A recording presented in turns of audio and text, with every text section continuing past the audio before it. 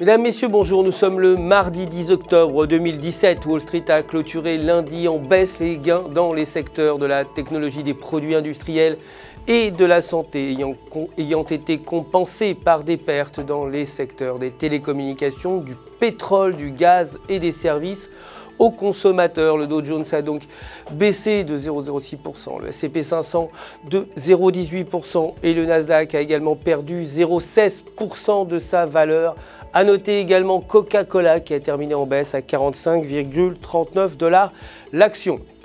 Le dollar s'est stabilisé lundi près de son plus haut de 10 semaines contre d'autres monnaies importantes dans une journée de trading relativement calme car les espoirs d'une hausse des taux de la Réserve fédérale en décembre ont continué à soutenir le billet vert.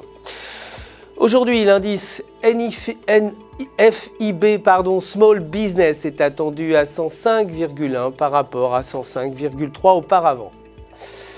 Côté matières premières, les prix de l'or ont progressé, mais les attentes croissantes selon lesquelles la Réserve fédérale augmentera ses taux pour la troisième fois cette année ont plafonné les gains de l'or. Le pétrole brut, quant à lui, a clôturé en baisse à 49,65 $ le baril.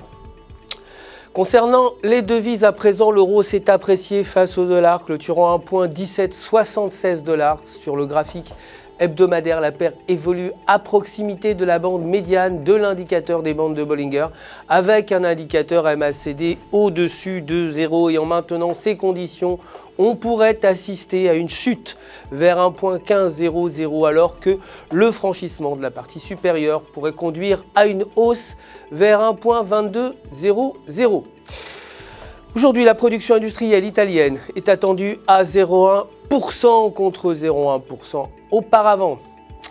La livre sterling s'est appréciée face au dollar, clôturant à 1,3062 $ sur le graphique de 8 heures. La paire s'échange à proximité de la bande médiane de Bollinger avec un RSI inférieur à 50 et en maintenant ces conditions, on pourrait assister à une chute vers 1,2800 alors que le franchissement de la partie supérieure pourrait entraîner une hausse vers 1,3600. Aujourd'hui, la production manufacturière est attendue à 0,2% contre 0,5% auparavant. C'est la fin du Flash. Merci de nous avoir suivis. Je vous retrouve demain matin pour la suite de l'actualité des marchés du FX. D'ici là, restez connectés sur www.ufx.com pour retrouver votre gestionnaire de compte personnel, vous le savez, qui répondra à toutes vos questions. Toute l'équipe se joint à moi pour vous souhaiter une excellente journée sur les marchés.